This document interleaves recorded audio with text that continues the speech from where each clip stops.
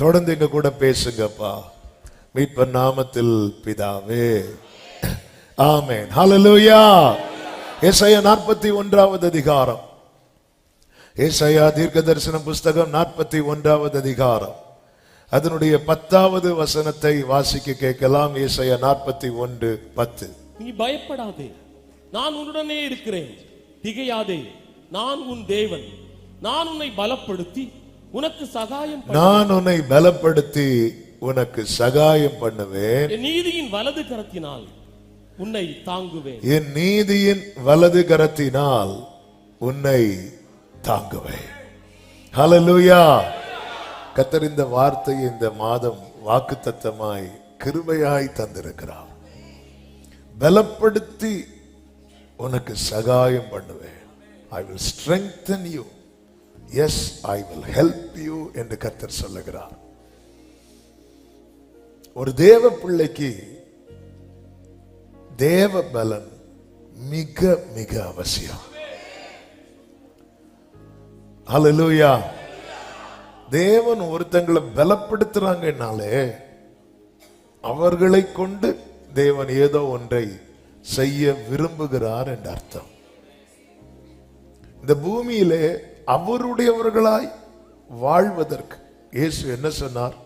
நீங்கள் உன்னதத்திலிருந்து வரும் பலனால் தரிப்பிக்கப்படும் வரைக்கும் நீங்கள் எருசலேமிலே அமர்ந்திருங்கள், தரித்திருங்கள். அந்த பலன் பரிசுத்த ஆவி உங்கள் மேல் வரும்போது நீங்கள் பலன் அடைந்து எருசலேமில், அந்த வசனத்தை வாசியுங்கள். அப்போஸ்தலர் 1:8. பரிசுத்த ஆவி உங்களிடத்தில் வரும்போது நீங்கள் பலன் அடைந்து எருசலேமிலும் யூதேயா முழுவதிலும் சமாரியாவிலும் பூமியின் கடைசி பரியந்தமும் எனக்கு சாட்சிகளாய் இருப்பீர்கள் என்றார்.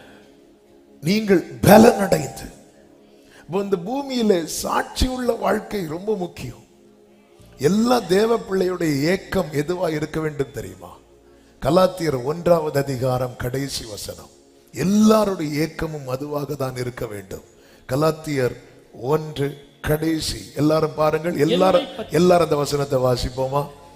பைபிள் இருக்கவங்க பைபிள் பாருங்க, இல்லைன்னா ஸ்கிரீன்ல பாருங்க. எல்லாரும் அந்த வசனத்தை வாசிங்க. என்னை பற்றி தேவனை, ஒரு விஷயம் கூட, என்னை பற்றி தேவனை. வாசிக்காதவங்களை இப்ப சேர்ந்து வாசிக்கலாமா? என்னை பற்றி தேவனை. இதுதான் ஏக்கமா இருக்கணும். ஹல்லேலூயா. என்னை பத்தி 4 பேர் பேசும்போது ஆண்டவரை பிரைஸ் பண்ணணும். அப்படி நம்ம லைஃப் இருக்கணும். அதுக்கு என்ன தேவை அப்படின்னா பரலோக பலன் தேவை. இந்த கலாத்தியர் 1:24 நீங்க அதை உங்க கண்ணுக்கு முன்னாடி அதை ஒரு லட்சியமாக வைத்து, பைபிள்ல நிறைய இருக்கும்படி. ஹல்லேலூயா. என்னை பற்றி, நம்மளை பற்றி முதல்ல யார் தேவனை மயப்படுத்துறோம்? நம்ம கூட இருக்கிறவங்க. நம்ம டெய்லி நம்மளை பார்க்கிறவங்க இருப்பாங்க, நம்ம கூட பழகிறவங்க இருப்பாங்க. இன்னாரா, ஆண்டவரே ஸ்தோத்திரம், உன்னதமான தேவனுடைய அப்படின்னு சொல்லி நேபுகாத்நேச்சர், சாத்ராக், மேஷாக், ஆபேத்நேகோவை பற்றி சொல்றாங்க. அவங்க நிக்கிறாங்க சாட்சி. அப்போ எல்லாருக்குமே ஆசை சாட்சியா நிக்கணும், கர்த்தருக்காய் வாழணும். ஆமென். அந்த கனி உள்ள வாழ்க்கை, பரிசுத்தம் உள்ள வாழ்க்கை, ஆசையில் படாத யார் உண்டு? எல்லாருக்கும் விரும்புறோம் அவருக்கு சீஷர்களாய். ஹல்லேலூயா. அந்த சிலுவையை சுமந்து அவருக்கு பின் செல்லுகிற எல்லாருமே விரும்புறோம். ஆனா இதுக்கு தான் நமக்கு என்ன தேவை அப்படின்னா பரலோக பலன் தேவை. அப்ப ஆண்டவர்கிட்ட எதுக்கு பலன் தேவை என்பதை அறிந்து தேவனிடத்தில் அதை கேட்கணும். ஆண்டவர் என்னை பலப்படுத்துவீராக. ஆமென். பாருங்கள், சத்துருக்கள் எல்லாம் வர்றாங்கிற செய்தி வந்ததும் யோசபாத்து தன் ஜனங்களை எல்லாம் அழைத்து ஒருமுகப்படுத்தி தேவ சமூகத்தில் நின்று என்ன சொல்லுகிறார் என்றால், நிற்க எங்களுக்கு பலன் இல்லை, நிற்க பலன் இல்லை, அடுத்து என்ன செய்யணும்னு எங்களுக்கு தெரியல, எங்கள் கண்கள் உண்மையே நோக்கி இருக்கிறது என்று சொல்லுகிறான். அவனுக்கு நம்பிக்கை என்ன தெரியுமா? ஆமென். பலன் இல்லாதவன் அவரை நோக்கி பார்த்தால் நிச்சயம் பலன் அடைந்து எழும்புவான். ஹல்லேலூயா. பலமுள்ளவன் பலனற்றவன், பலமுள்ளவன் ஆமென். யாராயிருந்தாலும்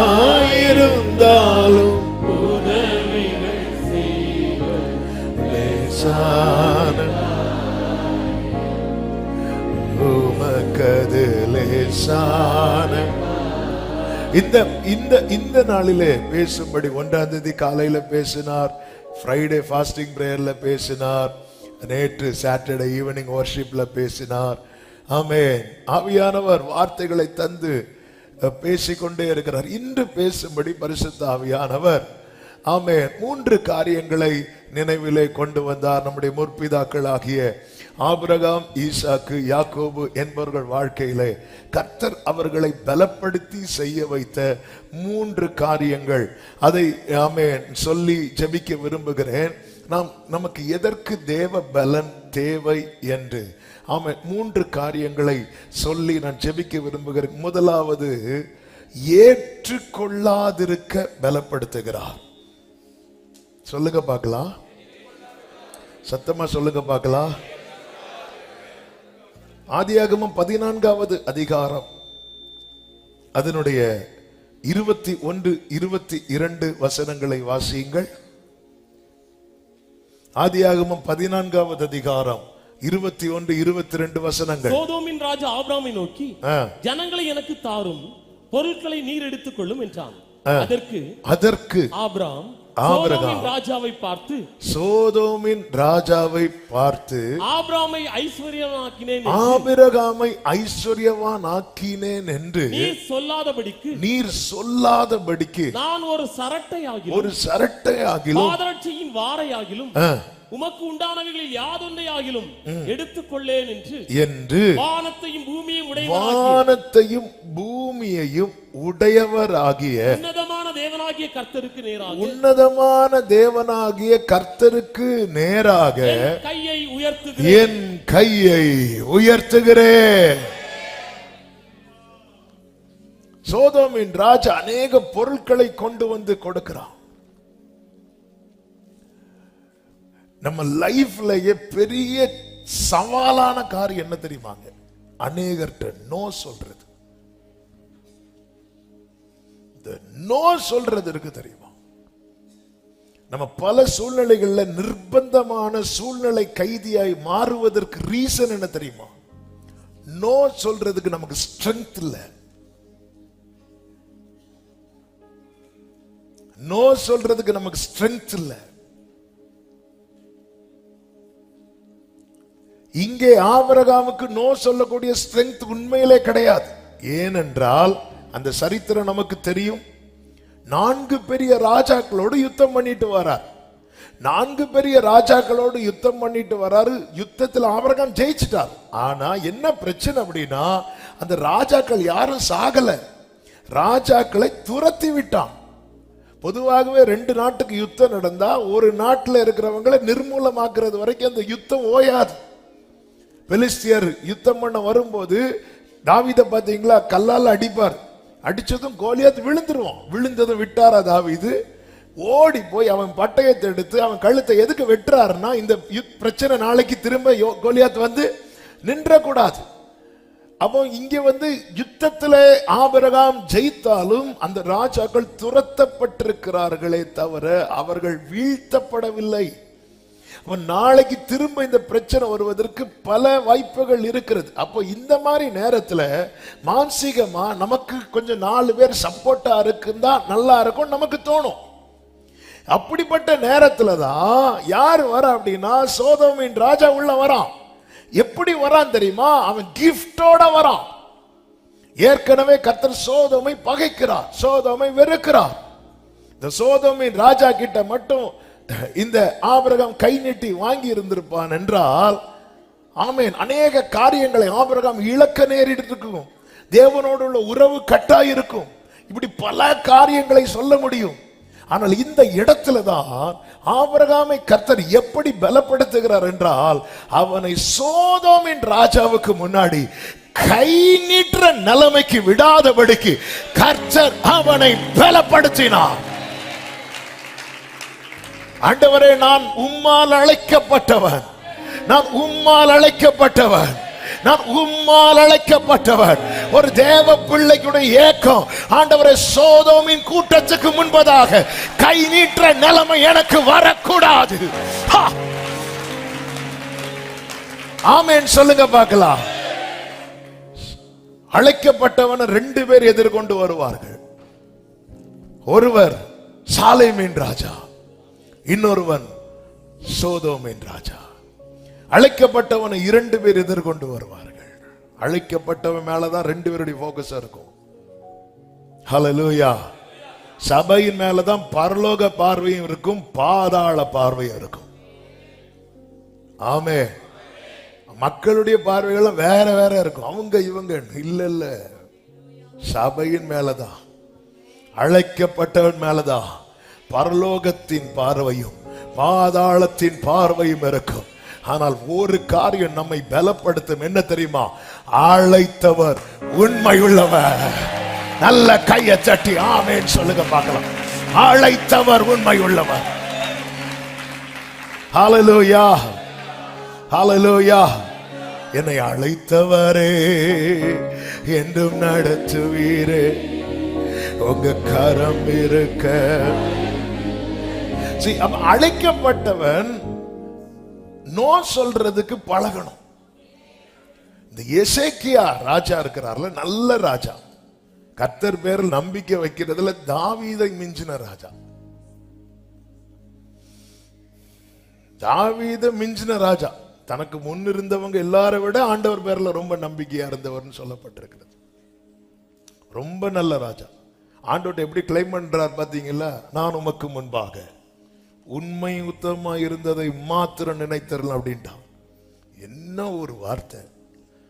நம்ம மரண போராட்டத்தில் இருக்கும்போது நம்ம இப்படியா ஜெபம் பண்ணுவோம்? அவனுக்கு என்ன நம்பிக்கை பாருங்க. இந்த ஜெபம் எனக்கு வாழ்க்கையை கொடுக்கும்னு அவ்வளவு நம்பிக்கை இருக்குல்ல. நம்ம இருக்கும்போது நம்ம என்னதான் உண்மை உத்தமமா இருந்தாலும் நமக்கும் மரணத்துக்கு ஒரு அடி தூரம்னு, ஆண்டவரே தயவு செய்து நம்ம மன்னிச்சு என்னை எப்படியாவது காப்பாத்துங்கப்பா, அப்படித்தானே நம்ம ஜெபம் பண்ணுவோம். ஆனா பாருங்க, நீ வீட்டு காரியத்தை ஒழுங்குபடுத்து, நீ சாக மாட்ட, நீ பிழைக்க மாட்டேன்னு சொல்லிட்டு அவர் போயிட்டாரு. நிக்கல, திரும்பி பார்க்காம போயிட்டாரு. என்ன என்ன நடக்கும்? ராஜாவை பார்த்துல சொல்லிட்டு வர்றது. அவர் திரும்பி பாட்டு இவர் சுவர்புறமா திரும்பி ஓடு, நான் உமக்கு முன்பாக.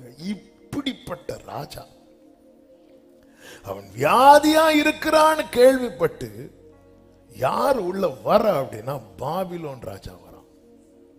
எப்படி வரான் அப்படின்னா, ஏசாயா 39வது அதிகாரம் அதனுடைய 1-2 வசனங்களை பார்க்கும்போது, அவன் வியாதிப்பட்டிருந்து ஆரோக்கியமானதை கேள்விப்பட்டு அவனிடத்திற்கு நிருபங்களையும் வெகுமானங்களையும் அனுப்பினான் சொல்லப்பட்டிருக்கிறது.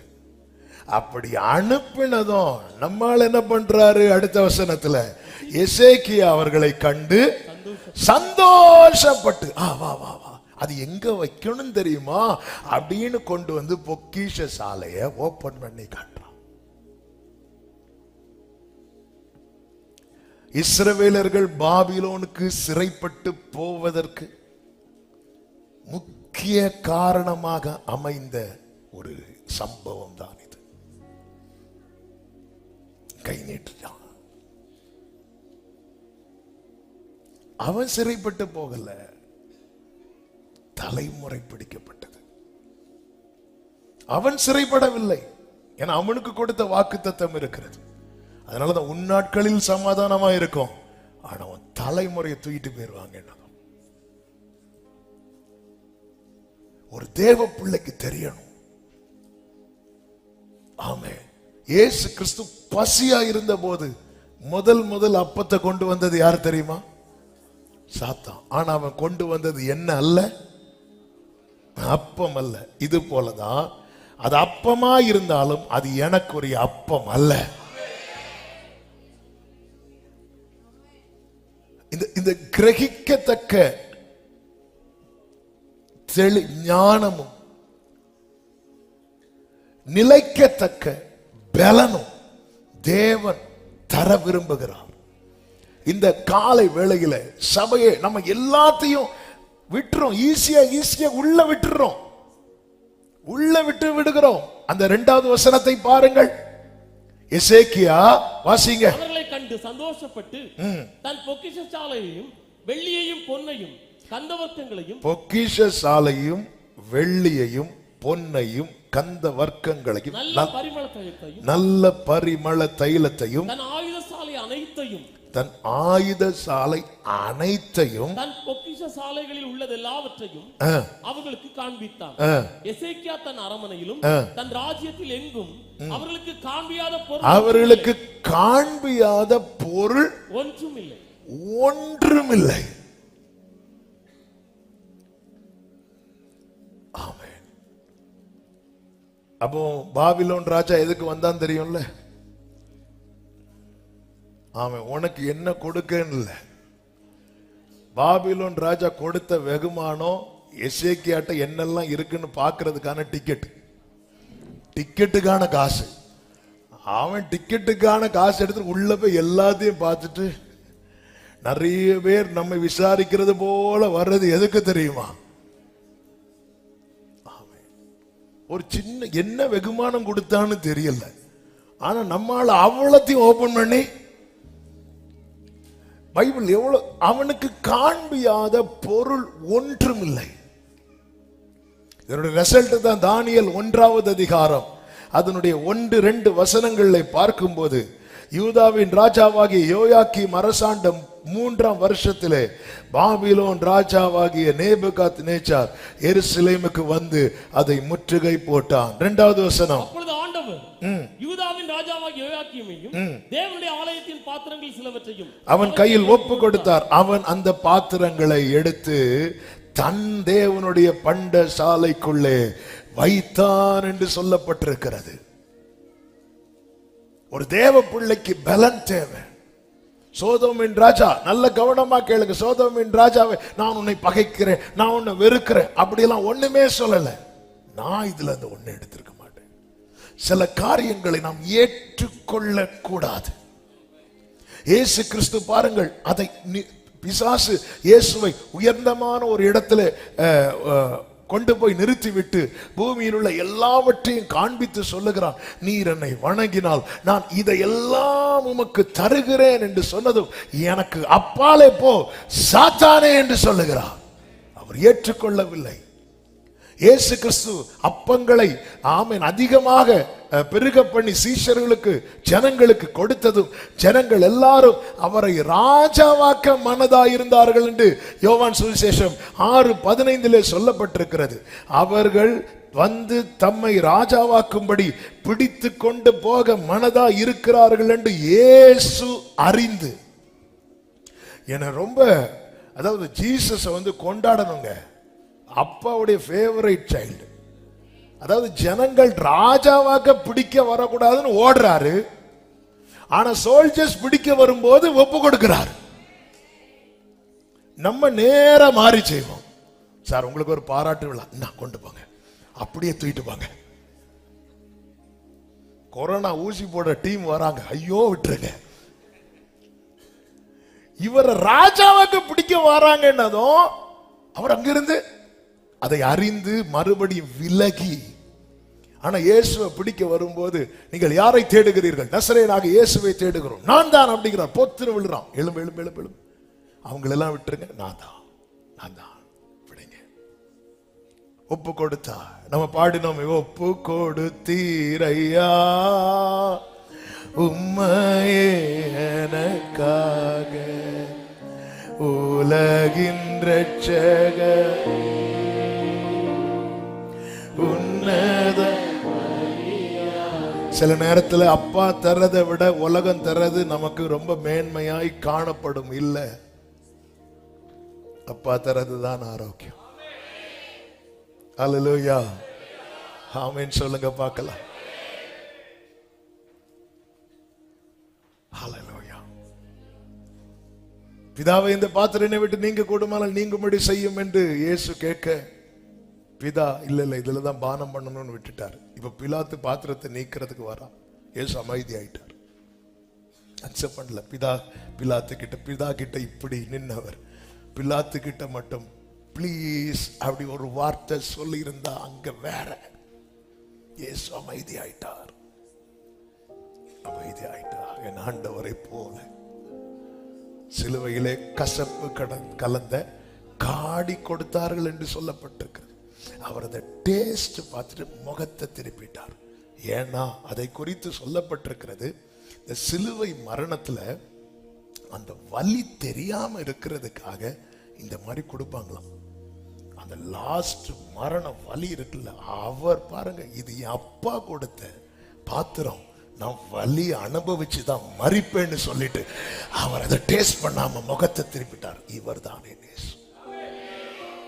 அதை மட்டும் அவர் டேஸ்ட் பண்ணியிருந்தார்னா அவர் வலி தெரியாம அந்த அந்த அந்த உணர்வுகள் எல்லாம் அது அப்படியே மங்கி போயிடும். அப்படி வலி தெரியாமலே இறந்துருவார். அதனால அவர் தாகமா இருக்கிறேன்னதும் அந்த கசப்பு கலந்த பைபிள் இருக்கு. மத்தேயு 27:34 என்று நினைக்கிறேன். மத்தேயு 27:34. கசப்பு கலந்த காடியை அவருக்கு குடிக்க கொடுத்தார்கள். அவர் குடிச்சாரு.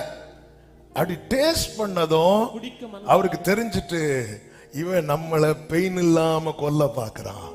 இல்ல, வேதம் என்ன சொல்லுகிறது தெரியுமா?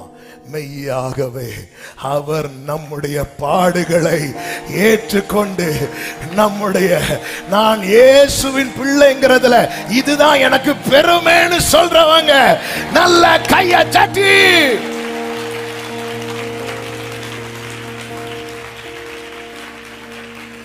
பாருங்க. உலகம் நிறைய ஆஃபர் பண்ணும். எதுக்குப்பா இப்படி கஷ்டப்படுற?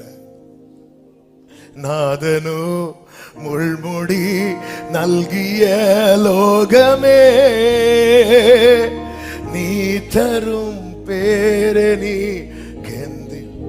இயேசுவை சிலுவையில் அரைஞ்சவங்க, பரியாசம் பண்ணவங்க ரொம்ப கஷ்டப்படுறாரு போலேன்னு இதை கொஞ்சம் குடிக்க கொடுக்கறாங்க.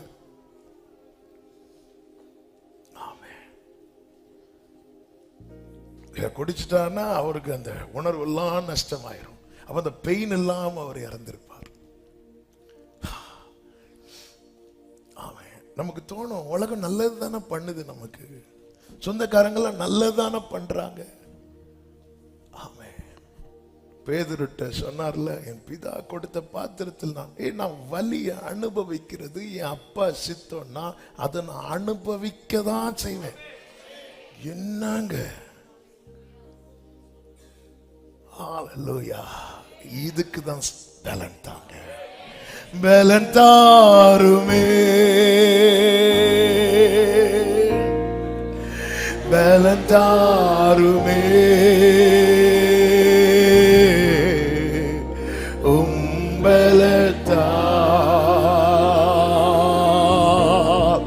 என்னை நடத்திடும்.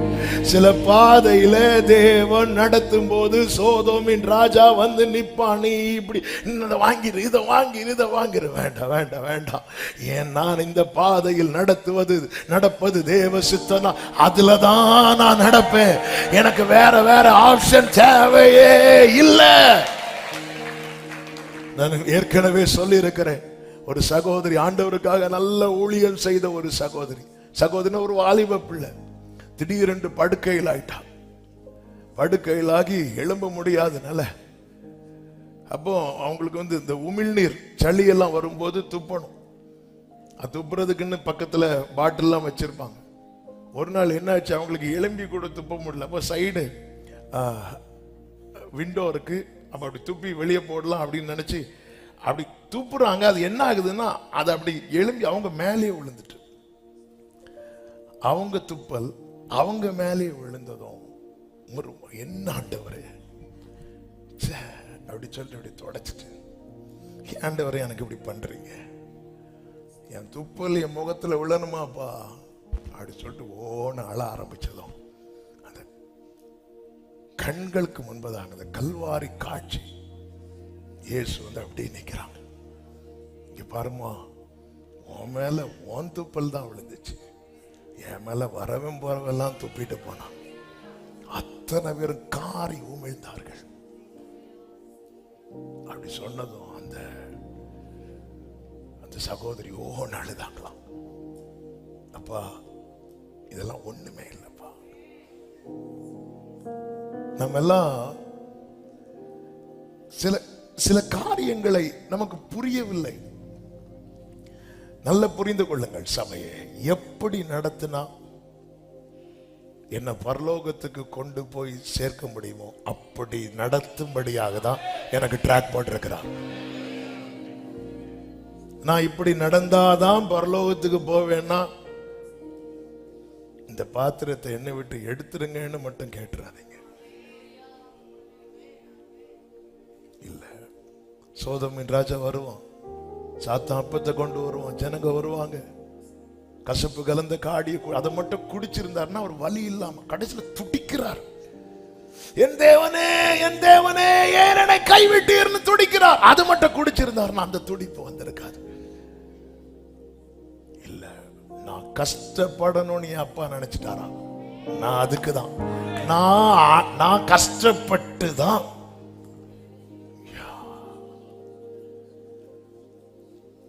இவரை பிதாவாகிய தேவன் எழுப்பினார் என்று சொல்லப்பட்டிருக்கிறது. உன்னதங்களில் அவரோடு கூட உட்கார வைத்திருக்கிறார். இயேசுவை ஆராதிக்கிற தேவ பிள்ளைங்க இம்மைக்கானவைகளுக்காக மட்டும், இன்னைக்கு எல்லாருக்குமே காணாவூர் ஜீசஸ் தான் தேவை, கல்வாரி ஜீசஸ் தேவையில்லை. ஆமே, முத பாயிண்டே முடியுமான்னு எனக்கு இன்னைக்கு தெரியல.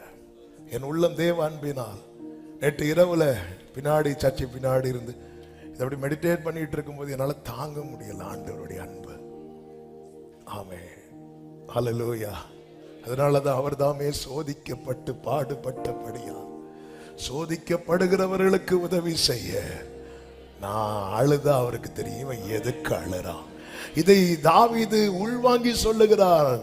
என் ஆவி என்னில் தியங்கும் போது நீரன் பாதையை அறிந்திருக்கிறேன், யாரும் அறியாத என்னை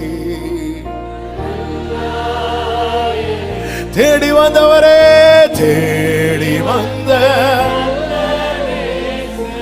தூக்கி எறியப்பட்ட தூக்கி வேண்டும் என்று சொல்லி சேர்த்து கொண்டவரே, உம்மழகான கண்கள், உம்மழகான ரகலமா ஜனரமா ஷேகரலே மாமா துடரமா மலரா. ஹல்லேலூயா. இன்னைக்கு இந்த கஷ்டத்தின் நடுவுல, பிரச்சனை நடுவுல, போராட்டத்தின் நடுவுல ஏன்பா ஏன்பா ஏன்பா தோணுது. கொஞ்சம் சோதோமின் ராஜா கிட்ட போய் கையை நீட்டிடலாம். அவங்க தான் தரேன்னு சொல்றாங்களே, அவங்க தான். நீ கொஞ்சம் இங்க வந்துட்டேனா, கொஞ்சம் இப்படி வந்துட்டேனா, அவங்க தான் சொல்றாங்களே, ஒரு வாட்டி தான் போய் பார்ப்போமே, அப்படியெல்லாம் தோணும்.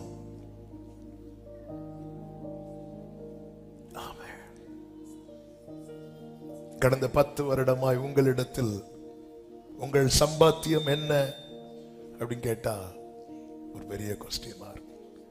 இல்ல, ஓகே ஃபைன். அந்த 10 வருஷம் நீங்க எப்படி வாழ்ந்தீங்க?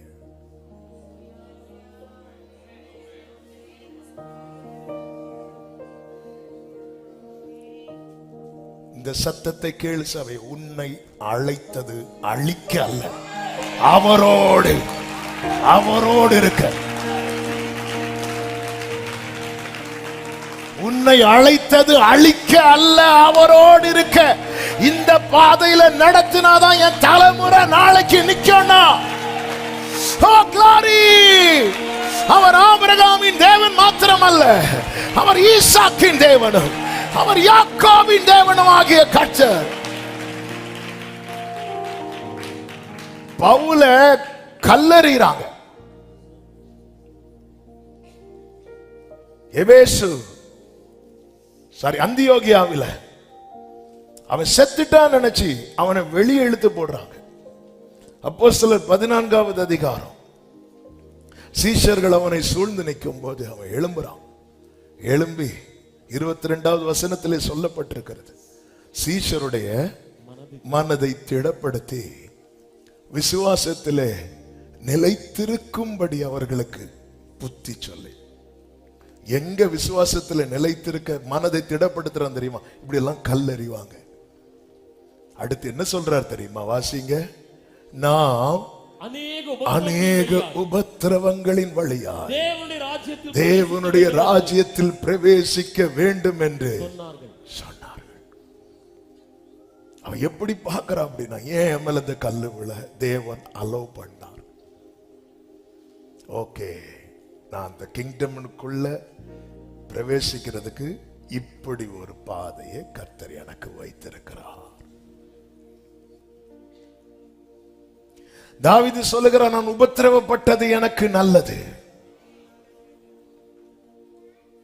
நான் உபத்திரவப்படுவதற்கு முன் வழி தப்பி நடந்தேன். இப்பொழுதோ உமது கட்டளைகளை காத்து நடக்கிறேன். இங்கே ஆபிரகாமை கர்த்தர் எப்படி பலப்படுத்தினார் தெரியுமா? சோதோமின் ராஜா கொண்டு வந்ததை ஏற்றுக்கொள்ளாதிருக்க ஆபிரகாமை கர்த்தர் எப்படி பலப்படுத்தினார் என்றால், ஆதியாகமம் 14வது அதிகாரம் அதனுடைய 18வது வசனத்திலே சொல்லப்பட்டிருக்கிறது, அன்றியும் உன்னதமான தேவனுடைய ஆசாரியனாயிருந்த சாலேமின் ராஜாவாகிய மெல்கிசேதேக்கு அப்பமும் திராட்சரசமும் கொண்டு வந்து என்று சொல்லப்பட்டிருக்கிறது. இப்போ யுத்தம் முடிச்சிட்டு வரான் ஆபிரகாம்.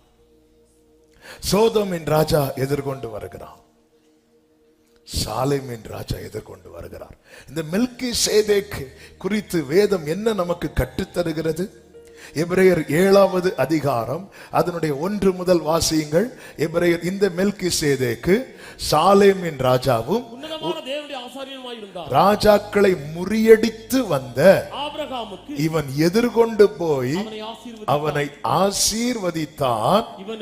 இவனுக்கு ஆபிரகாம் எல்லாவற்றிலும் இவனுடைய முதற் பேராகிய மெல்கிசேதேக்கு என்பதற்கு நீதியின் ராஜா என்றும் சாலேமின் ராஜா என்பதற்கு சமாதானத்தின் ராஜா என்றும். அப்ப இந்த மெல்கிசேதேக்கு ஒரு புறம் ஆசாரியனாகவும் இருக்கிறார், இன்னொரு புறம் ராஜாவாகவும் இருக்கிறார்.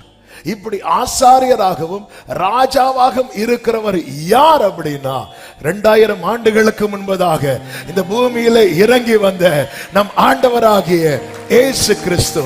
3வது வசனத்திலே சொல்லப்பட்டிருக்கிறது, இவன் தகப்பனும் தாயும் வம்ச வரலாறு இல்லாதவன், இவனுடைய பிறப்பு அங்கு சொல்லப்படவில்லை, ஜீவனின் இறப்பும் சொல்லப்படவில்லை, துவக்கமும் முடிவும் தெரியாது. இதெல்லாம் எதற்கு இப்படி சொல்லப்பட்டிருக்கிறது என்றால், தேவனுடைய குமாரனுக்கு ஒப்பானவனாய் என்றென்றைக்கும் நிலைத்திருக்கிறான். இப்ப மெல்கிசேதேக் அப்படின்னு பார்த்தாலே ஒரு ஆசாரியன், ஒரு ராஜா, அதை தாண்டி தெரியாது. அதனாலதான் ஆசாரியனாய் நிலைத்திருக்கிறான் இருக்கு. அவனுடைய இறப்பு தெரிஞ்சிருந்தா ஒரு ஆசாரியன் இருந்தான்னு போயிருக்கும். மெல்கிசேதேக்கு ஜீசஸ் அல்ல, ஜீசஸ்க்கு ஒப்பாய். பழைய ஏற்பாட்டில எல்லாம் கர்த்தர் அடையாளத்தினால உறுதிப்படுத்திட்டே இருப்பார். அன்னைக்கு ஆபிரகாமை சந்திக்க மெல்கிசேதேக்கை கர்த்தர் அனுப்பினது போல நம்மை சந்திக்க வேறொரு மெல்கிசேதேக் அல்ல, ஆமே, அந்த பிரதான ஆசாரியர், நம் நீதியின் ராஜா. ஆபிரகாமை எப்படி பலப்படுத்தினார் தெரியுமா? அப்பமும் ரசமும் கொண்டு வந்து. ஹல்லேலூயா. நல்ல புரிந்து கொள்ளுங்க. மெல்கிசேதேக் கிட்ட அப்பத்தையும் ரசத்தையும் வாங்கி சாப்பிட்டவனுக்கு சோதோமின் ராஜா கிட்ட கை நீட்டுறதுக்கு கூசுது.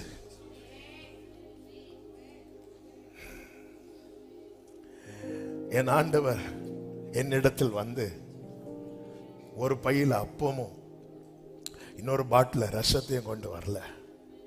என்ன ஆண்டவரே, மெல்கிசேதேக் ஆபிரகாமை பார்க்கும்போது கையில அப்பவும் ரசம் வச்சிருந்தார். நீங்க ஆண்டவரே சும்மா வந்திருக்கிறீங்கன்னு கேட்டா, நான் தான் உனக்கு அப்பம், என் ரத்தம் தான் உனக்கு ரசம். என்னை புசிக்கிறவன் நிலைத்திருப்பான், மரித்தாலும் பிழைத்திருப்பான். ஒரு தேவ பிள்ளையின் பலம் என்ன தெரியுமாங்க? நம்ம கம்யூனியன் டைம் ஒரு சின்ன துண்டு கொஞ்சம் ரசம் நம்ம குடிச்சிட்டு எழும்பி சர்ண ஓடுறதுக்கு நிக்கிறோம். அதுலதான் என் ஜீவனே இருக்கு, என் பலனே இருக்கு. ஹல்லேலூயா, ஹல்லேலூயா, ஹல்லேலூயா. எத்தனை பாக்கியவான்கள்! ஆபிரகாமிலும் பாக்கியவான்கள் ஆயிட்டோமே. இத புசிக்கிறவன் அவனுக்குள்ள தேவ பலன் இருக்கிறது, தேவனுடைய பலன் இருக்கிறது. ஆபிரகாம் இதை வாங்கி புசிக்கிறான், புசித்து எதிர்கொண்டு போகிறான். சோதோமின் ராஜா பொருட்களை எல்லாம் கொண்டு வரும்போது அவன் ஏற்றுக்கொள்ளவே இல்லை. இந்த நாளிலே பந்தி எடுக்கிறவர்களுக்கு சொல்லுகிற செய்தி இதுதான். இதை நீங்கள் புசித்து பலப்படுங்கள். புசித்து பலப்படணும்னா அதை எப்படி புசிக்கணும் தெரியுமா? பாத்திரவான்களாய். 1 கொரிந்தியர் 11:29-30 வசனங்களிலே இப்படி சொல்லப்பட்டிருக்கிறது. என்னத்தினாலெனில் அபாத்திரமாய் போஜன பானம் பண்ணுகிறவன் கர்த்தருடைய சரீரம் இன்னதென்று நிதானித்து அறியாததினால். ஒருத்தன் எப்ப அபாத்திரமா போஜனம் பண்றான் தெரியுமா? நிதானிக்கவே இல்லை. நான் என்ன புசிக்கிறேன், எதை புசிக்கிறேன், இப்படி ஒருத்தன் யோசிக்க மறந்துட்டாலே அவன் யாரா மாறுறான் தெரியுமா? அபாத்திரமாய் மாறுகிறான். பாத்திரவானா மாறணும்னா என்ன செய்யணும்? யோசித்தாலே போதுங்க. எனக்காக அடிக்கப்பட்டது நினைச்சாலே உடைஞ்சிரும். ஒருத்தன் அபாத்திரமா இத போஜனம் பண்றதுனால என்ன மாறுகிறானா? அடுத்த வசனத்துல, இது நிமித்தம் உங்களில் அநேகர் பலவீனரும் வியாதி உள்ளவர்களுமாய் இருக்கிறார்கள். அப்ப கொஞ்சம் யோசித்து பாருங்க. அபாத்திரமா இத புசித்தா அவன் யாரா மாறுறான்? அப்ப பாத்திரவானா புசித்தா யாரா மாறுவான்? பலவானா மாறுவான். கர்த்தருடைய பந்தியை அபாத்திரவானாய் புசித்தால் அவன் யாராய் மாறுவான்? சொல்லுங்க. கர்த்தருடைய பந்தியை பாத்திரவானாய் புசித்தால் அவன் யாராய் மாறுகிறான்? பலவானாய் மாறுகிறான். பாத்திரவானாய் புசிக்க என்ன செய்யணும்? இயேசு என்ன செய்தார்? அப்பத்தை இரசத்தை கொடுப்பதற்கு முன்பதாக சீஷர்களை கழுவினார், சுத்திகரித்தார். சுத்திகரிக்கும் போது பேதுரு சொல்லுகிறார், நீர் ஒரு காலம் என் கால்களை கழுவக்கூடாது. இயேசு சொன்னார், நான் உன்னை கழுவாவிட்டால் என்னிடத்தில் உனக்கு பங்கு இல்லை. ஒரு கேள்வியை நான் கேட்கிறேன், இவங்க கால் கழுவாமல வந்திருப்பாங்க? அவங்க முறைமையின்படியே ஒரு வீட்டுக்குள்ள போனாலே காலை கழுவிட்டு தான். அதனாலதான் சீமோன் என்கிற பரிசேயன் ஆண்டவர் சொல்லுவார்ல, நான் வீட்டுக்கு வரும்போது நீ எனக்கு என்ன தரல? தண்ணி தரல. இவங்க கால் கழுவாமலா போய் இருந்திருப்பாங்க? எல்லாம் கழுவிட்டு தான் போயிருப்பாங்க. அப்படி இருந்தும் ஆண்டவர் மறுபடியும் சுத்தப்படுத்துகிறார். என்ன அதன் அர்த்தம்?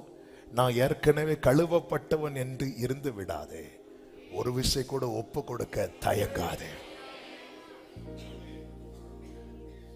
நான் ஏற்கனவே நாங்கெல்லாம் முந்தைய நேத்தை பயங்கரமா ஜோமெண்ட் வந்துட்டோம் இல்ல. இவங்க ஆயத்தப்படுத்தி இருக்கிறாங்க இயேசுவுக்கு. அவர் சுத்தம் விரும்புகிற ஒரு 3 வருஷம் இயேசுவோடு இருக்கிறாங்க. அவங்களுக்கு தெரியாதா? கை கழுவாம ஒரு வாட்டி சாப்பிடுவாங்க. உடனே பரிசேயர் வந்து, இது உங்களுக்கு நியாயமா தெரியுதா? அவனுங்க கை கழுவாம, கை கழுவுங்கிறது வந்து நம்ம கை கழுவது மாதிரி கிடையாது. நம்ம கை கழுவது கை கழுவாமலே இருக்கலாம். நம்ம கை கழுவதே, அதுவும் கல்யாண வீட்டுக்கெல்லாம் போனா கை கழுவ போக மாட்டோம். ஏன்னா நம்ம இலையில தண்ணி தெளிக்கிற மாதிரி அப்படி கையும். யூதர்கள் அப்படி கழுவ மாட்டாங்க. அவங்க அதுக்கே ஒரு 15-20 நிமிஷம் எடுப்பாங்க. அவங்க அங்கிருந்து இதுவரை கழுவுவாங்க. நம்ம அதுக்குள்ள பிரேக்ஃபாஸ்ட் லஞ்சு டின்னர் முடிச்சிட்டு போயிடுவோம். அவங்க அவ்வளவு சுத்தப்படுத்துவாங்க. இவங்க அவசரத்துல சாப்பிட்டாங்க. சாப்பிட்டோன்னு ஆண்டவர் விட்டு கொடுக்க தனியா கூட்டம், பரவாயில்ல அப்ப கை கழுவாம சாப்பிடலாம். இங்க வா, இந்த பரிசேருடைய நீதியிலும் நீதி அதிகமா இல்லைன்னு வச்சுக்கோயேன், பரலோகத்துக்கு வந்துட மாட்டேன்ட்டாரு. இவர்தான் என்ன ஆண்டவர். உயிர்த்தெழுந்த கிறிஸ்து தம்மை சுற்றி இருந்த சீலையை மடக்கி வச்சுட்டு போயிருக்கிறார். நிறைய பேர் காலில் எழும்புவாங்க, உயிர்த்தெழு மாதிரி எழும்புவாங்க. பெட்ஷீட் அங்க கிடக்கும், பில்லு கேட்டா நாங்க எழும்பி விட்டேன். ஆனா இயேசு 3 நாள் கழிச்சு உயிர்த்தெழுந்து சீலை ஒரு ஓரத்தில் அப்படி வச்சுட்டு அவர் போறார். என்ன ஆண்டவரை ஃபாலோ பண்றாங்க நம்ம. எப்படிப்பட்ட தேவனாம் தேவன். ஹல்லேலூயா, ஹல்லேலூயா. ஆமென். எல்லாத்துக்கும் பெஸ்ட் எக்ஸாம்பிள் ஜீசஸ் மட்டும்தான். இயேசுவை தவிர வேற ஒரு தெய்வமும் கிடையாது. இயேசுவை தவிர வேற ஒரு குருவும் கிடையாது. இயேசுவை தவிர வேற ஒரு ரோல் மாடலும் கிடையாது.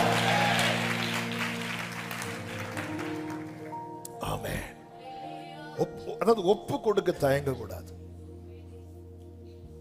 நான் பாவி, ஆண்டவர் என்மேல் கிருபையார், இப்படி சொல்ல தயங்க கூடாது. அதெல்லாம் எங்களை கழுவிட்டார். வயசு காலத்தில் எழுதுறாரு யோவான். எழுதும் போது சொல்ற, நம்மில் பாவம் இல்லை என்போமானால் நம்மை நாமே. சேரா பீன்கள்ட்ட ஒரு பாவத்தை சொல்ல முடியுமா யாருக்காவது? முடியாது. அப்படி இருந்தும் அவருக்கு முன்னாடி அவங்களால நிக்க முடியல. அவருடைய ஹோலினஸ் அப்படிப்பட்டது. பேதுரு ஃபர்ஸ்ட் இயேசுவின் பாதத்தில் விழும்போது எப்படி விழுந்தார் தெரியுமா? நான் பாவி, என்னை விட்டு போகணும். இப்ப எப்படி சொல்றாரு தெரியுமா? என்ன கழுவ கூடாது. 3 வருஷம் தான் ஆச்சு. நம்ம பந்தி எடுத்து மூணாவது பந்தி தான் எடுத்திருப்போம். இதெல்லாம் போட்டு ஜெபம் பண்ணிட்டு வந்தோமா, தந்தோமா, ஊத்துனோமா, போயிட்டோமான்னு. ஒரு விசை கூட ஒப்பு கொடுக்க தயங்க கூடாது. ஒரு விசை கூட. நான் பாவி ஐயா, என்னை தள்ளாதிரும், தயவால் என்னை. எங்க வெரி ஃபர்ஸ்டா இங்க இருக்கிற அநேகர் இருக்கிறீங்க, என்னையும் உட்படுத்தி தான் சொல்றேன். ஃபர்ஸ்ட் பந்தியில வடித்த கண்ணீர் எப்படி இருந்துச்சு? ஃபர்ஸ்ட் பந்தியில. இன்னைக்கு ஏன் வர மாட்டேங்குது? நம்ம அறியாம எங்கேயோ சிறகு முளைச்சிட்டுல.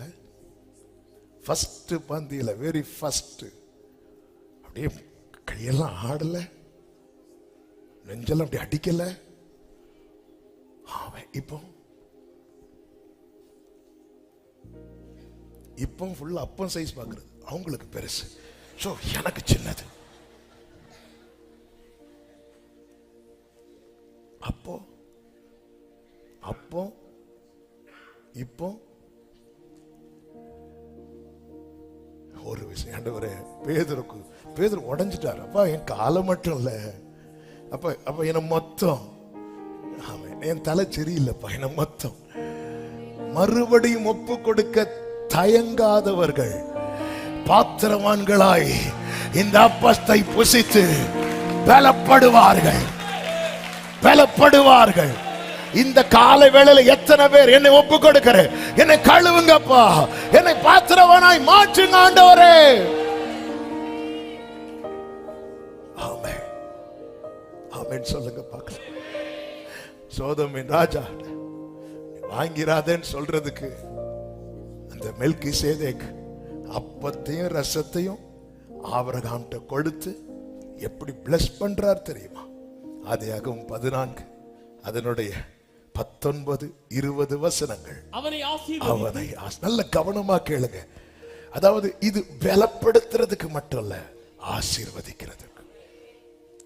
அந்த அப்பத்தை ரசத்தை ஆபிரகாம் வாங்கும் போதே அந்த மெல்கிசேதேக் பிளஸ் பண்றார். அவனை ஆசீர்வதித்து வானத்தையும் பூமியையும் உடையவராகிய உன்னதமான தேவனுடைய ஆசீர்வாதம் உண்டாவதாக. ஆபிரகாமே ரெடியா இருக்கு உனக்கு பிளெஸிங்ஸ். இப்ப தெரியுதா சோதோமின் ராஜா ஏன் உள்ள இடையில கொண்டு வரான்? சோதோமின் ராஜா கொண்டு வருகிற பொருட்களை விட பரலோக தேவன் ஆயத்தம் பண்ணின ஆசீர்வாதங்கள் பெரிதாயிருக்கிறது. ஆமென் சொல்லுங்க பார்க்கலாம். சோதோமின் ராஜாவின் பொருட்கள் நம் கண்ணுக்கு தெரியுது. அவர் ஆயத்தம் பண்ணது ஒரு கண்ணும் காணவில்லை. அதனால நம் கண்ணுக்கு தெரிஞ்சதுனால நம்ம கை நீட்டுறோம். இல்ல இல்ல, குறித்த காலத்துக்கு தரிசனம் வைக்கப்பட்டிருக்கிறது. முடிவிலே அது விளங்கும், அது பொய் சொல்லாது. உன்னதமான தேவனுடைய ஆசீர்வாதம் ஆபிரகாமுக்கு உண்டாவதாக. அடுத்த வசனத்துல உன் சத்துருக்களை உன் கையில் ஒப்பு கொடுத்த உன்னதமான தேவனுக்கு ஸ்தோத்திரம் என்று சொன்னார். ஆமே. ஆபிரகாம் நீ ஜெயிக்கல, அவர் ஒப்பு கொடுத்தார். அதன் அர்த்தம் என்ன? இதோ அப்பத்தையும் ரசத்தையும் உட்கொள்ளுறியே, நீ யுத்தம் பண்ணுகிற இடத்துல உனக்காக அவர் யுத்தம் பண்ணுகிறார். ஆமே. அவர் யுத்தம் பண்ணதுனாலதான் நீ ஜெயித்த. இத மறந்துடாத. அப்போ ஆபிரகாம் அந்த குளோரிய தனக்கு எடுக்கவே இல்லை. ஆபிரகாம் புரிஞ்சிட்டு, ஆபிரகாம் இப்ப பாருங்க எல்லாவற்றிலும் தசமபாகம் கொடுக்கிறான், நன்றி செலுத்துகிறான். இப்போ புறப்பட்டு வரும்போதுதான் சோதோமின் ராஜா வருகிறான். ஒவ்வொரு முறை ஆராதனை முடிச்சிட்டு போகும்போதெல்லாம் சோதோமின் ராஜா வருவான். இப்பிரபஞ்சத்தின் தேவனானவன் என்று அவனை குறித்து சொல்லப்பட்டிருக்கிறது. வருவான். ஏவாள்கிட்ட பழத்தை கொண்டு வந்தான், இயேசு கிட்ட அப்பத்தை கொண்டு வந்தான். இப்படிதான் வருவான். ஈட்டி எடுத்துட்டு இப்படிலாம் வரமாட்டான். பழத்துக்குள்ள வச்சிருப்பான் விஷம். ஆமென். பலப்பட்டார் ஆபிரகாம். பலப்பட்டு இப்படி கையை வைத்துட்டான். ஆண்டவர்கிட்ட, ஆண்டவரே நான் உலகத்திட்ட போய் நான் கை நீட்டுற நிலைமை எனக்கு வரவே பலன் தாருமே. பிரியமான கர்த்தருடைய பிள்ளைகளே, இன்னைக்கு அநேகர் பார்த்துட்டு இருக்கிறாங்க, இவன் எப்படியும் கடைசி நம்மள்கிட்ட தான் வருவான், இவன் எப்படியும் கடைசி நம்ம கிட்ட தான் வருவான். இன்னைக்கு கர்த்தர் பேசுகிறார், உன்னதமான தேவனுடைய ஆசீர்வாதம் ஆபிரகாமுக்கு உண்டாவதாக, ஆபிரகாமுக்கு உண்டாவதாக, ஆபிரகாமுக்கு உண்டாவதாக. அந்த ராத்திரியிலே ஆதியாகமம் 15:1 இந்த காரியங்கள் நடந்த பின்பு கர்த்தருடைய வார்த்தை ஆபிரகாமுக்கு தரிசனத்திலே உண்டாகி அவர் இந்த காரியங்கள் நடக்கட்டும். அப்பா என்ன பேசுறா தெரியுமா? நீ பயப்படாதே, நான் உனக்கு கேடகமோ, உனக்கு மகா பெரிய சத்தமா. ஆமென். ஆமென். இன்னைக்கு நிறைய பேர் நோ சொல்ல முடிய மாட்டேங்குது. ஒரு சீனியர் பாஸ்டர் என்னை கூப்பிட்டு எனக்கு சில காரியங்களை சொல்லும் போது சொன்ன ஒரு வார்த்தை, ஜான்சன் நோ சொல்ல பழகிக்கோ அப்படின்னு. நோ சொல்ல பழகிக்கோ. ரொம்ப தெரிஞ்சவங்க தான் உன்னை மீட்டிங் கூப்பிடுவாங்க, ஆனாலும் லீடிங் இல்லைன்னா நோ சொல்ல பழகிக்கோ. ஆண்டவர்ட்ட அதுக்கு ஸ்ட்ரென்த் கேளு. நோ சொல்ல பழகிக்கோ. ஆமாம், இப்போ நிறைய நோ சொல்லிட்டு இருக்கிறேன். ஆண்டவரே ஆண்டவரே ஆண்டவரே ஆண்டவரே, நோ சொல்ல பழகு. தேவ பிள்ளைகளே, நோ சொல்ல பழகணும். நிறைய காரியம் வேண்டாம் வேண்டாம். அதாவது அந்த இடத்துல இருந்து சோதம்கிட்ட இருந்து வாங்கியிருந்தானா அவனுக்கு எது கட்டாயிருக்கும் தெரியுமா? உன்னதமான தேவனுடைய ஆசீர்வாதம் கட்டாயிருக்கும். ஆபிரகாம் இத்தனை வருஷம் காத்திருக்கியே, ஆபிரகாம் கட்டாயிரக்கூடாது, கட்டாயிரக்கூடாது. கர்த்தர் நிறைய ஆயத்தம் பண்ணி வைத்திருக்கிறா. ஆமென். சில உள்ளங்களோடு என் தேவன் பேசுகிறதை என் ஆவியில நான் உணர்கிறேன். கட்டாயிரக்கூடாது. ஆமென் சொல்லுங்க பார்க்கலாம். ஆமா, ஏற்றுக்கொள்ளாதிருக்க பலப்படுத்துகிறார். நேரம் போகிறதுனால. ஆமே. இரண்டாவது காரியம், எகிப்துக்கு போகாதிருக்க பலப்படுத்துகிறார். ஆதியாகமம் 26வது அதிகாரம் அதனுடைய 1-2 வசனங்களை வாசியுங்கள். ஆபிரகாம் நாட்களில் உண்டான பஞ்சத்தை இயலாமல் பின்னும் ஒரு பஞ்சம் தேசத்தில் உண்டாயிற்று. அப்பொழுது ஈசாக்கு பெலிஸ்தருக்கு ராஜாவாகிய அபிமெலேக்கினிடத்தில் கேராருக்கு போனான். கர்த்தர் அவனுக்கு தரிசனமாகி கர்த்தர் அவனுக்கு தரிசனமாகி எகிப்துக்கு போகாமல் நீ எகிப்துக்கு போகாமல் நான் உனக்கு சொல்லும் தேசத்திலே குடி நான் உனக்கு சொல்லும் தேசத்திலே குடியிரு. இந்த தேசத்திலே வாசம் பண்ணி நான் உன்னோட கூட இருந்து உன்னை ஆசீர்வதிப்பேன். இங்கே தேவன் எகிப்துக்கு போகாதிருக்க ஈசாக்கை எப்படி பலப்படுத்துகிறார் என்றால், ஏற்கனவே கொடுத்த வாக்குத்தத்தத்தை மீண்டும் உறுதிப்படுத்தி பலப்படுத்துகிறார். வாக்குத்தத்தம் ஏற்கனவே யாருக்கு கொடுக்கப்பட்டிருந்தது? ஆபிரகாமுக்கு கொடுக்கப்பட்டிருந்தது. தேவன் ஒரு வார்த்தையை நமக்கு தருகிறார் என்றால் அந்த வார்த்தை நம்மோடு முடியாது. நான் உன் வாயில் அருளிய என் வார்த்தை உன் வாயிலிருந்தும் உன் சந்ததியின் வாயிலிருந்தும் உன் சந்ததியினுடைய, அப்ப மினிமம் 3 தலைமுறை. ஹல்லேலூயா சொல்லுங்க, மினிமம். இப்போ வாக்குத்தத்தம் இருக்கிறது. இப்போ பஞ்சகாலம் வந்ததும் எல்லாரும் என்ன பண்றாங்க அப்படின்னா எகிப்துக்கு போகிறதுக்கு புறப்படுறாங்க. புறப்படும் போது ஈசாக்கும் பெட்டியை கட்டி இருப்பார். ஏன்னா ஆபிரகாம் போனார். ஆபிரகாம் ஆண்டவர் எகிப்துக்கு போன்னு சொல்லல, ஆனா ஆபிரகாம் புறப்பட்டு போனார். ஆண்டவர் இப்போ ஈசாக்க ஃபர்ஸ்டே ஸ்டாப் பண்றார். ஈசாக்கு, நீ எகிப்துக்கு போகாமல் நான் உனக்கு சொல்லும் தேசத்திலே குடியிரு அப்படி சொல்லிட்டு, ஆண்டவர் இங்க எப்படி ஆண்டவர் இருக்கு? பஞ்சகாலம். நாம் போன வாரம் கேட்டோமே, இந்த சூழ்நிலை நிமித்தமாக தான் லோத்தானாலும் சரி, நகோமி, இவங்க எல்லாம் தங்களுக்கான பாதையை தெரிந்தெடுத்து போறாங்க. ஆண்டவர்கிட்ட ஒரு காரியத்தை கொஞ்சம் பிடிவாதம் கேட்டு அலோவ் பண்ணிடுவார். ஆனா அப்படி அனுமதிக்கிறதோட சரி, அதுக்கப்புறம் வரக்கூடிய விளைவுகளை நாம தான் சந்திக்கணும். அதை நம்ம போன வாரம் நம்ம கேட்டோம். இங்கே கர்த்தர் சொல்லுகிறார். எப்படி சொல்லுகிறார்? ஏற்கனவே கொடுத்த வாக்குத்தத்தத்தை உறுதிப்படுத்தி. ஆண்டவர் மறுபடியும் பேசிக் கொண்டிருக்கிறார் என்றால் நம்மளை இன்னும் வெயிட் பண்ண வைக்கிறார். இங்க பாரு, வாக்குத்தத்தம் இருக்கிறது. நான் உன்னோட கூட இருந்து உன்னை ஆசீர்வதிப்பேன். நான் உனக்கும் உன் சந்ததிக்கும் இந்த தேசங்கள் யாவையும் தந்து உன் தகப்பனாகிய ஆபிரகாமுக்கு நான் இட்ட ஆணையை நிறைவேற்றுவேன். என்ன ப்ராமிஸ் பண்ணி இருக்கிறேன்ல, நான் ப்ராமிஸ் பண்ணி இருக்கிறேன். நீ எகிப்துக்கு போகாது.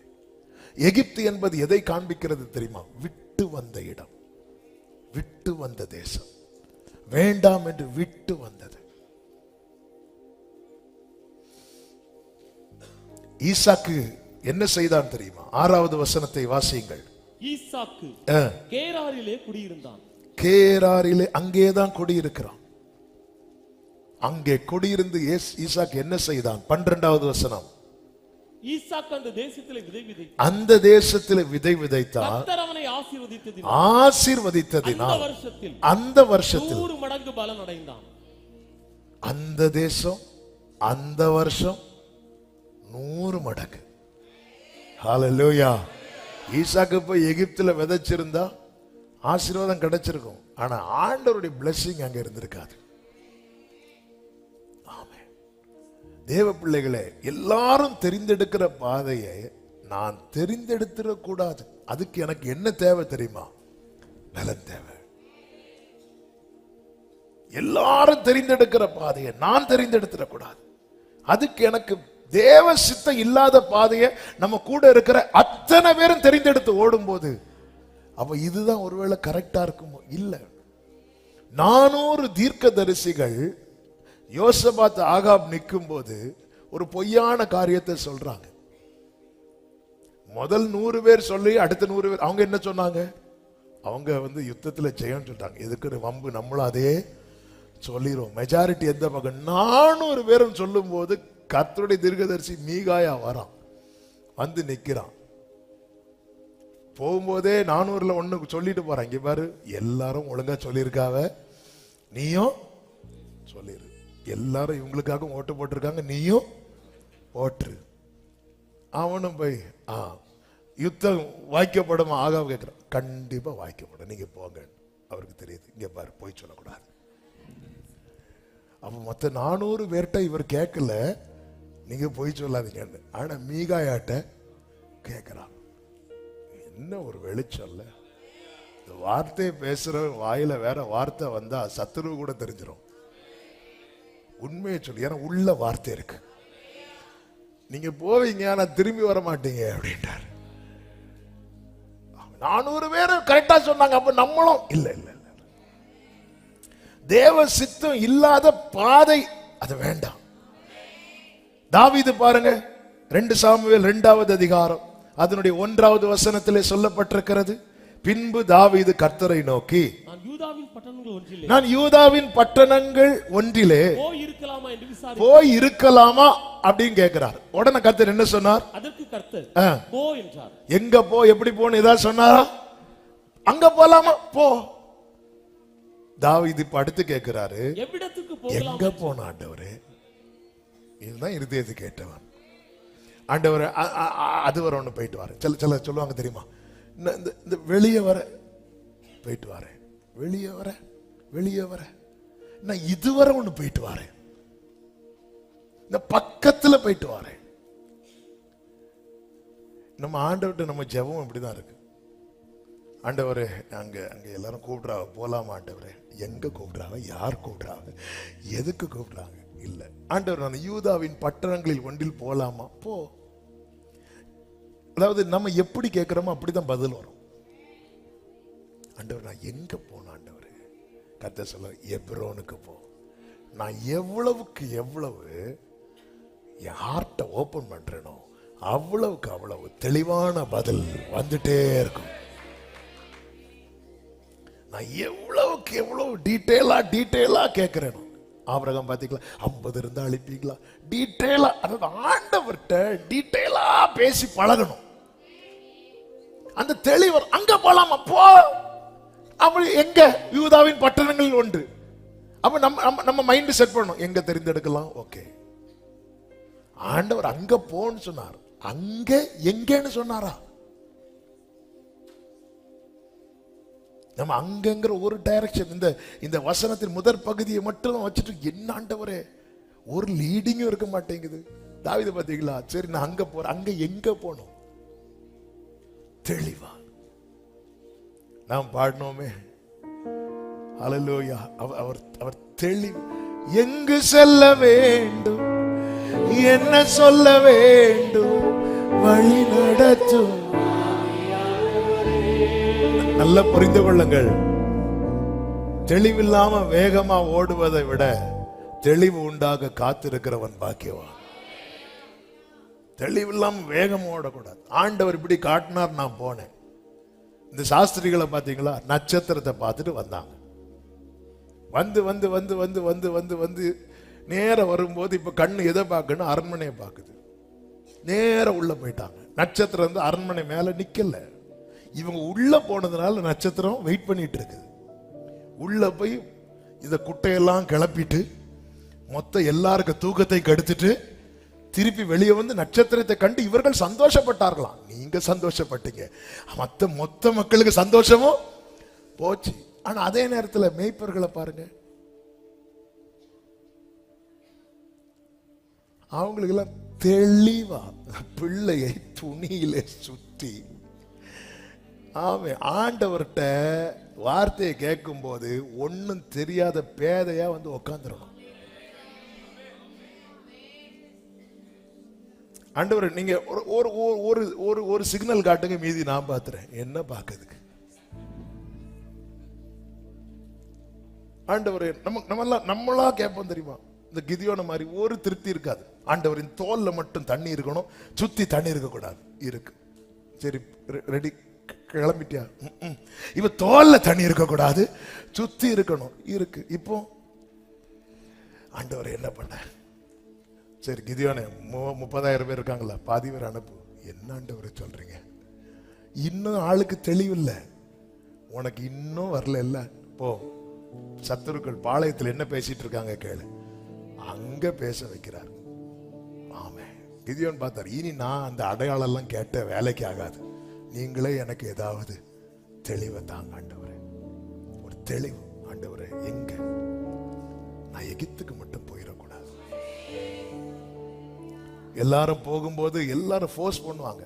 நகோமி எங்க போனாங்க? மோவாபுக்கு. ஏன் போவாசும் போக வேண்டியதானே? போவாசும் பெத்லகேம்ல தானே இருக்கிறார். போவாஸ் வெயிட் பண்றார். கர்த்தர் என்னை சந்திப்பார், கர்த்தர் என்னை அப்படி வெயிட் பண்ண நபர் அநேகருக்கு ஆசீர்வாதமாய் மாறுகிறார். பஞ்சகாலங்கிறது நகோமிக்கு மட்டும் இல்ல, போவாசுக்கும் தானே. நகோமிக்கு வயல் நிலங்கள் உண்டு, போவாசுக்கு வயல் நிலங்கள் உண்டு. அதனாலதான் நகோமி வயலை சொந்தமாக்குறதுக்கு ஒருத்தன் வந்தான், ரூத்தையும் கட்டணும்னு தான் வேண்டான்ட்டான். இவ்வளவுதான் நமக்கு மதிப்பு. நீங்க வெளியே போட்டிருக்க செருப்பை கூட தூக்கிட்டு போவாங்க, உங்களை பைக்ல ஏத்துக்க சொல்ல ஏத்த மாட்டாங்க. சார் கொஞ்சம் பைக்ல ஏத்துங்க சார், ஏத்த மாட்டேன், ஏன் செருப்பு சார் போட்டிருக்கீங்க.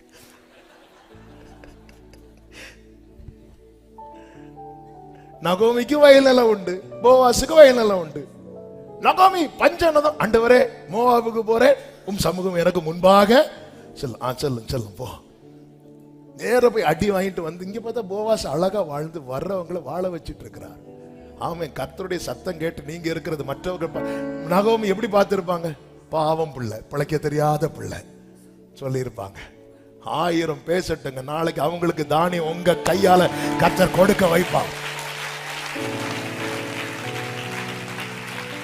எகிப்துக்கு போக கூடாது.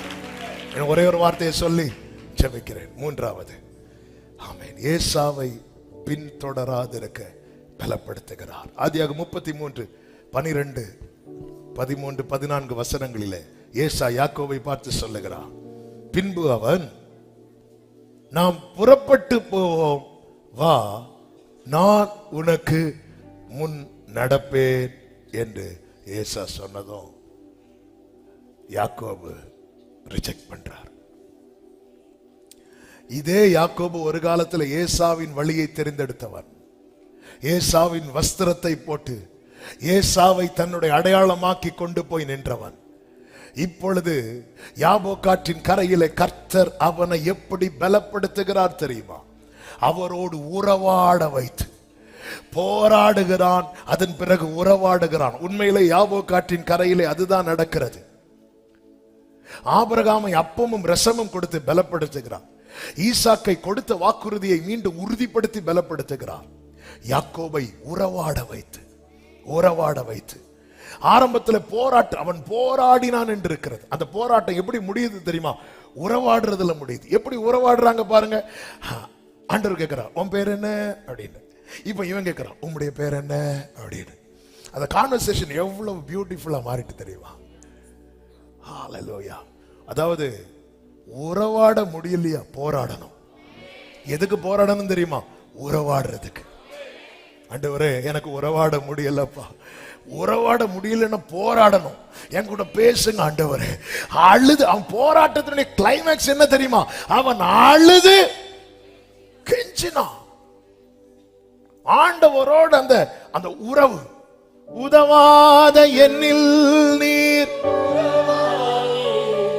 நீங்க இல்லா. வெரி நெக்ஸ்ட் டே ஏசா சமாதானம் பண்ண வருகிறான். சமாதானம் பண்ணி விட்டான். தம்பின்னு ஓட அழுறான். எல்லாம் ரைட்டு தான். அழுதுட்டு ஒரு வார்த்தை சொல்றா பாருங்க. ஆமே, அந்த வசனம் 12, நாம் புறப்பட்டு போவோம் வா. நம்ம சேர்ந்து போவான்னு கூட கூப்பிடல பாத்தீங்களா? நாம போவோம், நான் உனக்கு முன்னடப்பேன்.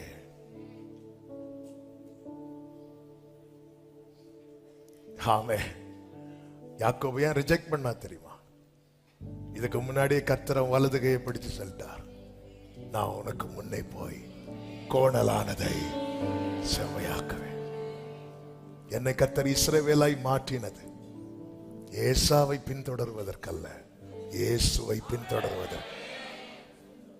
அவர் சொல்ற, இல்ல நீங்க போங்க, நீங்க போங்க, நான் அப்புறம் வரேன், நீங்க போங்க. அனுப்பி விட்டுட்டு யாக்கோபு சுக்கோத்துக்கு பிரயாணம் பண்ணி புறப்பட்டு அங்கே வீடு கட்டினான் இருக்கு. அங்கே பலிபீடம் கட்டுகிறான். பிரியமான கர்த்தருடைய பிள்ளைகளே, நம்முடைய வாழ்க்கையில சில காரியத்தை ஏற்காதிருக்க பலன் வேணும். எகிப்துக்கு போகாதிருக்க பலன் வேணும். ஏசாவின் வழி என்னவென்று சொன்ன டைம் ஆயிரும். அதாவது அவன் விரும்பின ஒரு காரியத்தை செய்யறான். அந்த காரியம் பெற்றோருக்கு வேதனையை கொடுத்தாலும் சரி கொடுக்கலன்னு சரி அதை பத்தி அவன் மைண்டே பண்ணாதவன். இதான் ஏசாவின் வழி. நமக்கு பிடிச்சதை செய்யறோம். இது பரலோக தேவனுக்கு வருத்தத்தை கொடுக்குதா வேதனை கொடுக்குதா அதை பத்தி யோசிக்கவே மாட்டோம். இதான் ஏசாவின் வழி. எனக்கு பிடிச்சதை நான் பண்றேன், எனக்கு சரின்னு தோன்றதை நான் பண்றேன். ஏசா அப்படிதான் விவாகம் பண்ணுவான். அவர்கள் பெற்றோருக்கு மன நோவா இருந்தார்கள். ஐயோ நான் இப்படி பண்ணதுனால எங்க அப்பா அம்மா கஷ்டப்படுறாங்களே சொல்லி ஒரு நாள் கூட ஃபீல் பண்ணல. இதுதான் ஏசாவின் வழி. அவன் ஃபீல் பண்ணது எதுக்கு தெரியுமா? அப்பா சொத்து கிடைக்கலன்னு. அழுத, சத்தமிட்டு அழுதானா. நீ பண்ண காரியத்தினால உங்க அப்பா அம்மா அவ்வளவு கஷ்டப்பட்டாங்க, அதை பத்தி ஒரு நாளாவது ஃபீல் பண்ணியா? ஏசா கஷ்டப்பட்டது ரெண்டே காரியத்துக்கு தான், கூழுக்கும் சொத்துக்கும். வேற அவங்க கஷ்டப்பட்டானே இவங்க கஷ்டப்பட்டானே அதெல்லாம். இதான் ஏசாவின் வழி. இல்லை, நான் தெரிந்தெடுக்கும் பாதை என் தேவனுக்கு பிரியமா. யாக்கோபு பாருங்க, இல்ல நான் வர மாட்டேன், நீங்க போங்க. இவர்களை குறித்து தான் எபிரேயர் 11, 13, 14, 15, 16 வசனங்களிலே சொல்லப்பட்டிருக்கிறது. இவர்கள் எல்லாரும் வாக்குத்தத்தம் பண்ணப்பட்டவைகளை அடையாமல் தூரத்திலே அவைகளை கண்டு நம்பி அணைத்துக் கொண்டு பூமியின் மேல் தங்களை அந்நியரும் பரதேசிகளும் என்று அறிக்கையிட்டு விசுவாசத்தோடு மரித்தார்கள். இப்படி அறிக்கையிடுகிறவர்கள் சுயதேசத்தை நாடி போகிறோம் என்று தெரியப்படுத்துகிறார்கள். 15வது வசனத்தை பாருங்கள்.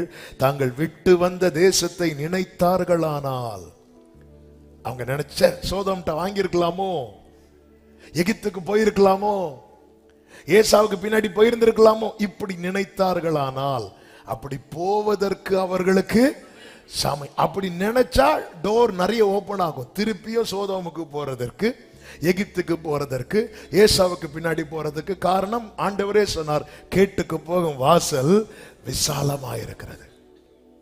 இன்னைக்கும் சத்துரு ரெடியா இருக்கிறான். நம்ம ஆவேசத்துல ஆண்டவர் மேல இருக்கிற வைராக்கியத்துல வேண்டாம் வந்துட்டோம். இப்ப போனா சேர்த்துப்பாங்களா? கண்டிப்பா சேர்த்துப்பாங்க. ஆனா அவங்க அப்படி நினைக்கல.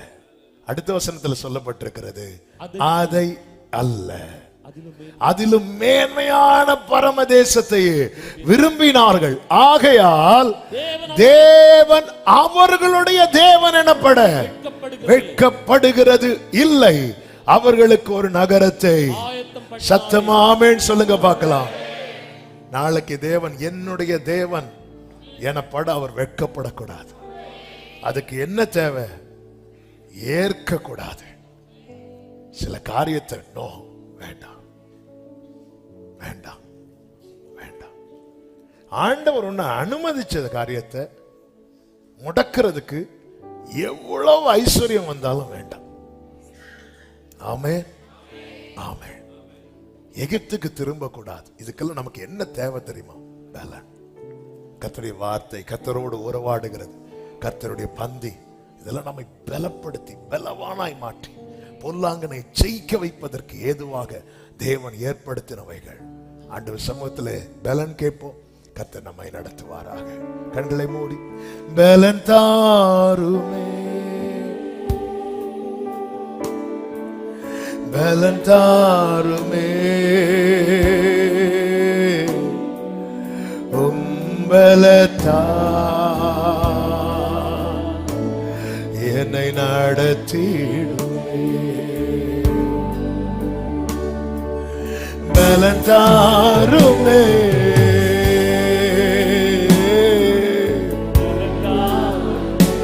ரகதன மம சேரலே,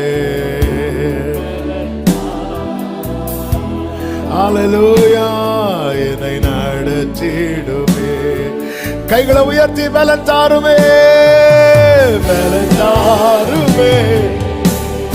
சோதோமின் காரியங்களை ஏற்காதிருக்க, எகிப்துக்கு திரும்பாதிருக்க, ஏசாவின் வழியை பின்தொடராதிருக்க பலன் தாங்கப்பா, என்னை நடத்திடுமே.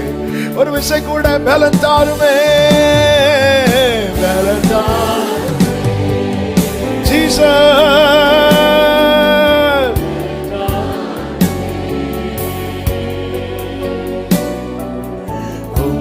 பலத்தா என்னை நடத்தி பரிசுத்த பிதாவே, நல்ல தகப்பனே, கிருபையாய் உங்க சமூகத்துல கொண்டு வந்து பாட, துதிக்க, ஆராதிக்க, ஜெபிக்க வைத்த தயவுக்காய் நன்றி. எங்களோடு பேசினீர். உங்க பலன் எங்களுக்கு தேவை.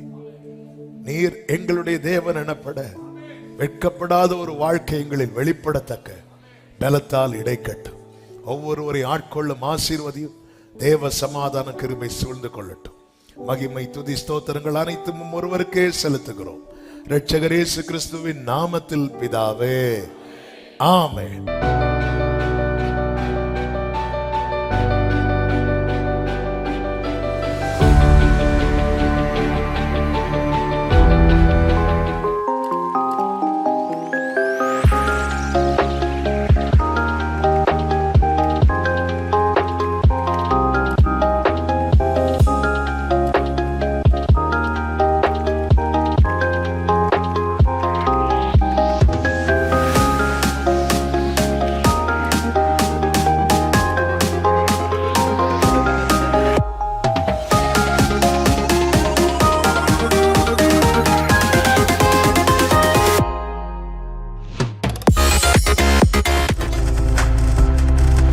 நீங்கள் பார்த்துக் கொண்டிருப்பது உங்கள் ஜாய் டிவி. உங்கள் துக்கம் சந்தோஷமாய் மாறும்.